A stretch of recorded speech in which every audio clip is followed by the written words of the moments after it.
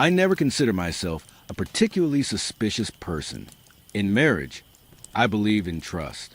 After all, if you can't trust the person you share a bed with, why get married at all?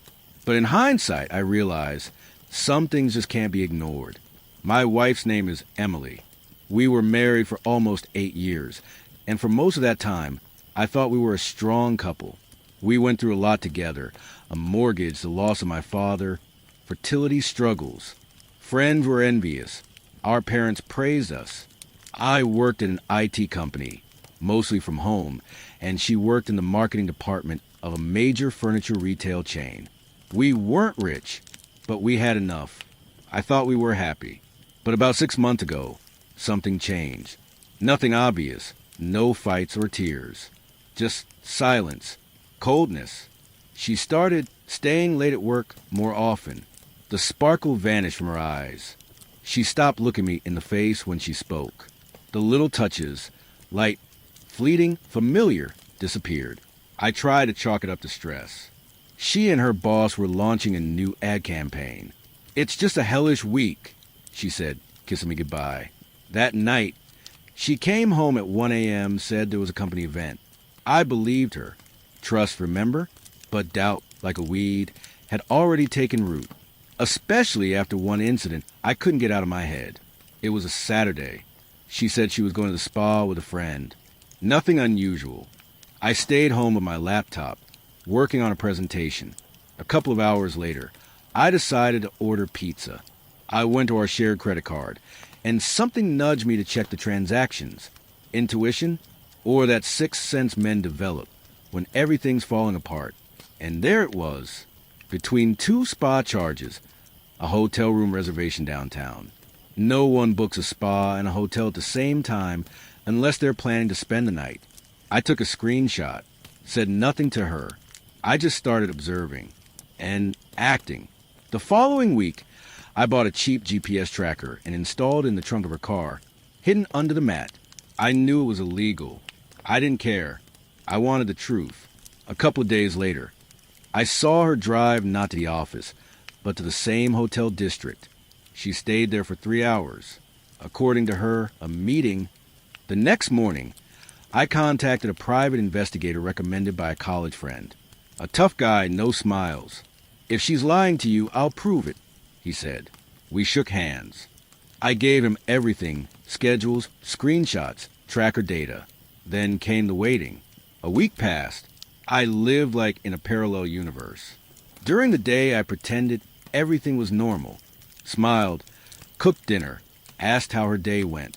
At night, I stared at the empty side of bed, where she was supposedly working late, and felt anger burning away everything inside me. Friday evening, the detective called. "I've got something. Can we meet tomorrow morning?" We met in the parking lot of an old cafe. He sat in his car and handed me an envelope. Inside were photos. Emily, smiling, hugging a man around 45, athletic, in a business suit, hands on her waist, heads close, kisses. One shot by a car. Another at that same hotel. A third, them entering a room together. His name is Reinhardt. He's her boss. Married, 2 kids, lives in the suburbs, said the detective. I found something else too, but you'll have to decide if you want to know it. I took the flash drive, thanked him, and left. My hands were shaking. That evening, I sat across from Emily. We were eating pasta. I was calm, scarily calm. "Emily," I began, "are you cheating on me?" She flinched but quickly composed herself. Smiled. "Don't be silly. What makes you think that?" I pulled out one of the photos and laid it on the table. She looked at it, then laughed. "Seriously? You've been spying on me?" "No, I just wanted the truth." "Well, here it is, the truth." She smirked again. "We're just friends. It's not what you think. You're actually laughing?" I asked, pulling out the second, then the third photo. "And what about the hotel room?" Her face changed. The pink cheeks turned ashen. Her lips trembled, but all she managed to say was, "You had no right to interfere. It's my personal life." "No, Emily, you destroyed our family. You destroyed us. And now I will destroy you." She stared at me, mouth half open, as if trying to form a word. Any word that might excuse what she had done, but the time for excuses had passed. I didn't raise my voice. I didn't scream. I just stood up, collected the photos from the table, and calmly said, "You will be hearing from my lawyer soon." That night, I slept in the guest room. She didn't even try to stop me. The silence between us was louder than any fight we'd ever had. 3 days later, I met with my attorney, Lauren, a no-nonsense woman who looked like she ate cheaters for breakfast. She reviewed the evidence, nodded slowly, and said, "Adultery isn't always a golden ticket in divorce court, but with photos, timestamps, and a hotel, we've got leverage. You want to go scorched earth or quiet and clean?" Scorched. Salt the ground while we're at it. I didn't want revenge just for myself. I wanted to ensure she understood the consequences, that she couldn't destroy a life and walk away smirking. Lauren got to work while she drafted the initial divorce filing. I called in another favor, a friend of mine who worked in corporate investigations. I want to know everything about Ryan H., the man who was sleeping with my wife, and what he found was juicy. Ryan Hart, Vice President of Marketing, married for 15 years. 2 daughters, 9 and 12. Oh, and this little nugget. He and Emily weren't just having an affair. They were using company funds for client dinners that were actually date nights. Hotel bills were masked as travel expenses. He even used his corporate card to buy her a necklace from Tiffany's. All of this on company record. Phase 2 strategy. While Lauren prepared a legal onslaught, I met up with someone else, Ryan's wife, Amanda. I'll be honest, I felt bad blindsiding her, but she deserved the truth. She opened the door, confused and cautious. When I explained who I was and showed her the photos and documents, she didn't cry. She didn't scream. She just said, "I knew something was off. Thank you for confirming it." Then she asked, "Can I keep these?" I handed her a flash drive. She nodded like a general preparing for battle. We didn't talk again after that. 1 week later, I served Emily with divorce papers at her office, right in front of her colleagues. The look on her face when the receptionist called her to the lobby and a man in a suit handed her an envelope was priceless. I heard later that Ryan tried to pretend like nothing was happening. That lasted less than 48 hours. Because Amanda, she went nuclear. She called Ryan's boss. She showed up at his office with the receipts. She exposed the misuse of funds, the cheating, the abuse of power. He was fired by the end of the week. And since Ryan's name was on all those shady expense reports, guess what? There was an internal audit. The company pressed charges. Ryan faced not just a nasty divorce, but fraud investigations and potential jail time. Back to Emily. She moved in with her sister after I changed the locks. Lauren. And I made sure she got nothing in the divorce. No alimony. No share of my business. She begged me to talk. She apologized, cried, even left letters by my door. I ignored them. Then came the message I expected. "Why are you doing this? We can still fix it." I replied with a single photo, a screenshot of her and Ryan kissing in front of the hotel, and a note, "Fix that." Weeks later, I ran into a mutual friend who told me Emily had tried getting a job at another marketing agency. Word had already spread about her affair with her boss.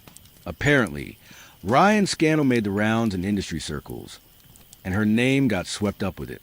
No agency would touch her. Her reputation was radioactive. Meanwhile, I was moving on. I started going to the gym again. I reconnected with people I hadn't seen in years. I was living. One night, maybe 6 weeks after it all blew up, I saw Amanda again. She was at a wine bar with friends. We locked eyes. She raised her glass slightly and smiled. I smiled back. By the time my divorce was finalized, Emily had lost her marriage, her home, and, as far as anyone in our circle could tell, her sense of self. But I wasn't watching her fall apart, because I wanted to gloat. I watched to make sure she stayed out of my life. I'd already lost too much time to her lies. The final settlement. Our court date was smooth. She sat across from me with that same blank, drained look I'd seen the night I caught her. My lawyer laid out our proposal. No alimony, No share in my business or future assets. She could keep her car, her personal belongings, and that was it. She didn't even argue, just nodded, eyes down, and signed. Afterward, she tried to talk to me in the parking lot. You're really not going to say anything to me? Not even goodbye. I looked at her for a long second. Then I said, the guy you cheated on me with lost everything. So did you. And I haven't even raised my voice once. Goodbye, Emily. I turned and left. That was the last time I saw her in person. A new chapter? Not yet. For the first time in years, my house felt quiet. Not the cold, uncomfortable silence that used to hang in the air after every fight, but a warm, peaceful kind of silence. I slept better. I started cooking again. Real food, real mornings. But there was still one loose end. Ryan, my investigator friend, the same one who found out everything about Ryan and Emily, kept digging. And one day, he showed me something interesting. Apparently, Ryan had been more than a little reckless with company money. He hadn't just taken Emily out on client dinners. He'd written off whole weekend trips, expensive watches, even spa treatments as corporate morale building. The company lawyer was working with the district attorney on possible fraud charges. Amanda, his wife, had cleaned him out. She had the kids, the house, and the support of her wealthy family. Ryan, meanwhile, was living in a furnished rental apartment, alone, unemployed, and under investigation. Good. Emily reappears. I should have known she wouldn't just disappear quietly. A few weeks after the settlement, I got a message request on Facebook from an account with no profile picture. It simply said, I made a mistake. Please, can we talk? I deleted it. Then came the email. I don't want money. I don't even want to fix things. I just want you to understand why I did it. I ignored that too, but she didn't stop. Over the next month, she emailed me 7 times. Some messages were bitter, some apologetic, some trying to be nostalgic, reminding me of the good times. One even said, you were the only person who ever truly believed in me. I ruined it. But please, I'm falling apart. She was falling apart. I heard she'd applied for jobs in 3 different cities and had been rejected everywhere. Word had spread about the affair and her connection to Ryan's scandal. Nobody wanted the PR mess. The final move. One day, Amanda messaged me. Just FYI, Emily reached out to my sister. Said she wants to clear the air and tell her side. Thought you should know. That was it.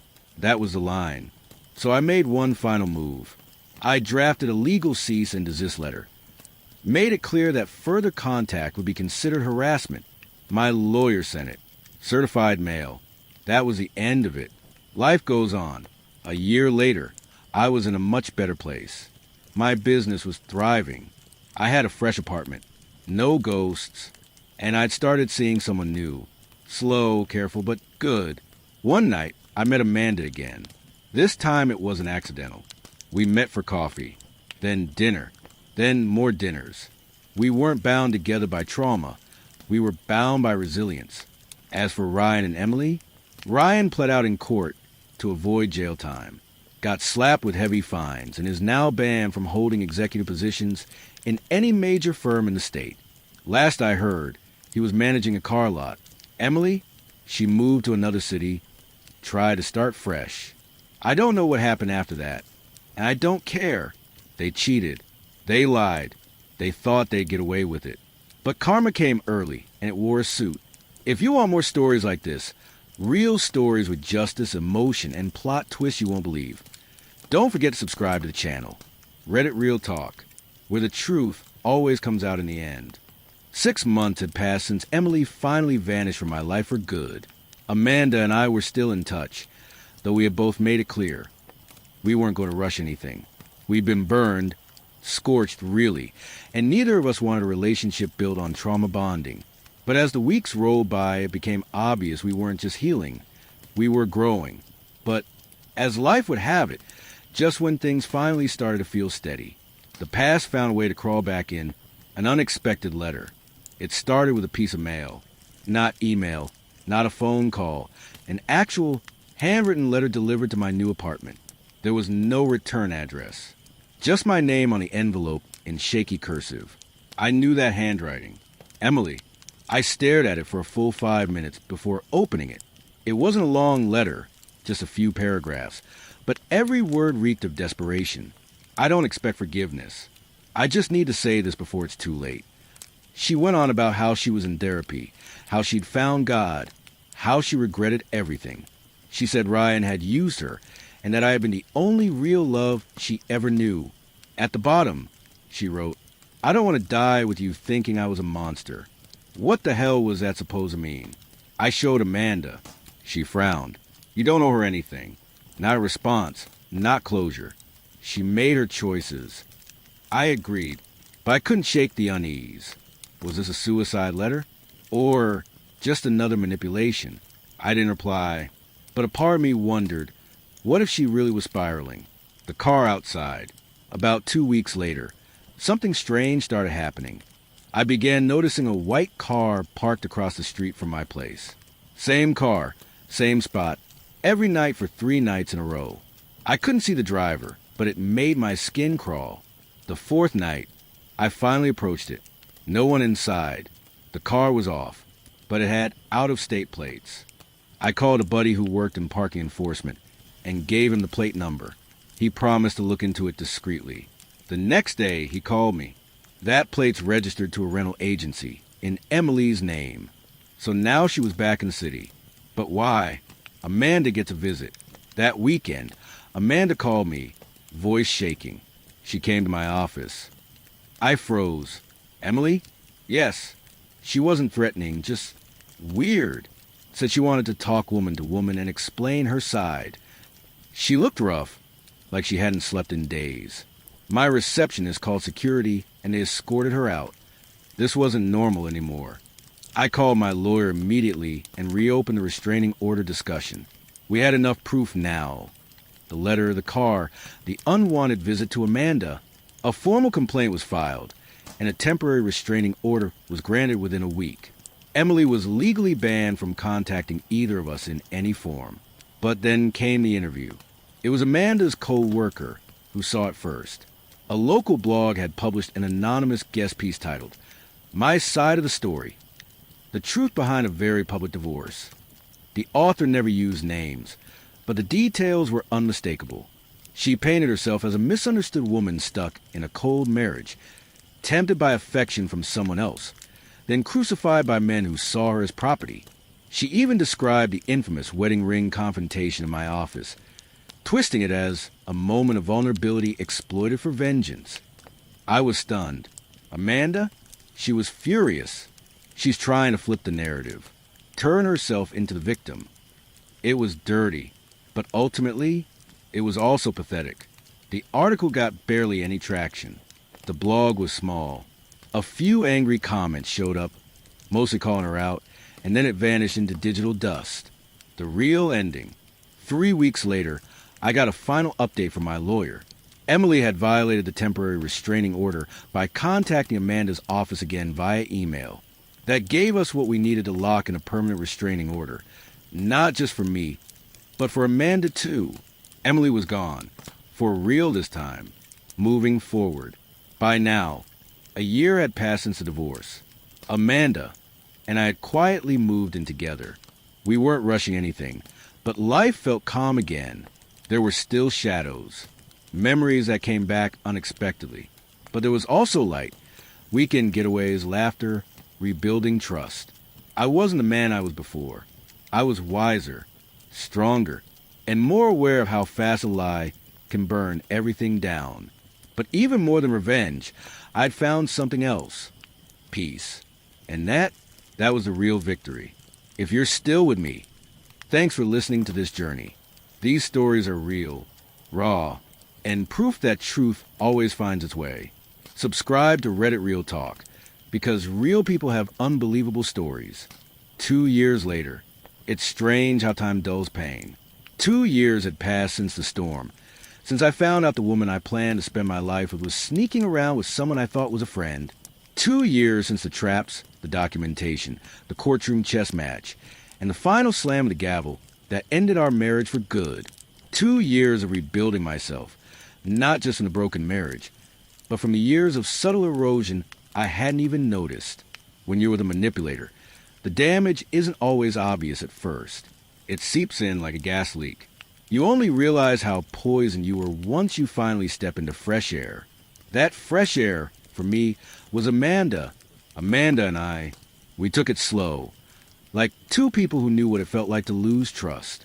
There were no big romantic gestures at first. Just walks, honest conversations, silence without tension, laughter without bitterness. She never once used my past against me. She never pried, never judged, never treated me like I was damaged goods. And slowly, I learned how to love again, with boundaries, with eyes wide open, and with a partner who wasn't afraid of the truth. After a year of dating, we moved in together. After another, we got engaged. This time, the ring didn't symbolize ownership. It symbolized healing. But what about Emily? I didn't hear a thing from Emily for a long time. The restraining order was in place, and she knew by then that I wasn't someone to play games with anymore. Then one day, I got a message from a mutual acquaintance, someone we both knew back in the early days. It was a screenshot of a GoFundMe. Emily had started a campaign titled, "Help Me Rebuild After a Devastating Year." In the description, she wrote that she was unemployed, facing eviction, and dealing with medical issues and PTSD from emotional abuse in a past relationship. I didn't react right away.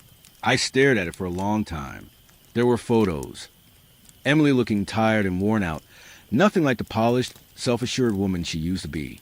The fundraiser hadn't gained much traction, just a few $100s from distant relatives and sympathetic strangers.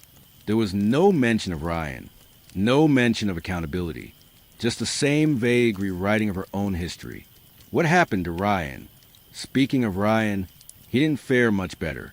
After the company's scandal, word got around. No one in the industry wanted to hire him. Not because of the affair, but because of how he threw colleagues on a bus when everything came crashing down. Apparently, he tried to freelance, but his reputation followed him. Last I heard, he was working remotely for some small startup in another state. A friend of a friend saw him delivering Uber Eats on the side. Poetic, really. Closure in the most unexpected way. One morning, I got a letter. Not from Emily this time, from her sister. It was handwritten and surprisingly gentle. She apologized for everything her family had put me through and told me that Emily had moved back in with their parents. She had lost a lot. Her job, her social circle, even custody of her nephew whom she used to help raise. She was, in her words, a ghost of herself. The sister wasn't asking for forgiveness. She just wanted me to know Emily had finally admitted the truth, not just to her family, but to herself, that she'd ruined her own life, not mine, that I had simply escaped the wreckage in time. There was something oddly satisfying about that, not because she was suffering. I didn't want revenge anymore. I'd outgrown that, but because I finally knew I had been right to walk away. The wedding, Amanda and I got married on a quiet spring afternoon in the countryside. It wasn't a spectacle, just a small circle of friends, some jazz music, good food, and peace. There was no drama, no hidden cameras, no secret plots, just two people who had been through hell and somehow found their way to each other. Final thoughts. If you've made it this far, I want you to remember something. You might feel trapped in your pain right now, betrayed, torn apart, but you are not powerless. You don't have to scream. You don't have to lash out. You don't even have to destroy the people who wronged you. You just have to survive. Because the truth has a funny way of catching up. The liars always trip. The manipulators always slip. And when they do, you'll be too far ahead to even care. Thanks for listening to my story. If you like real stories about betrayal, revenge, healing, and everything in between, hit that subscribe button and join us here on Reddit Real Talk. There's always another true story just around the corner.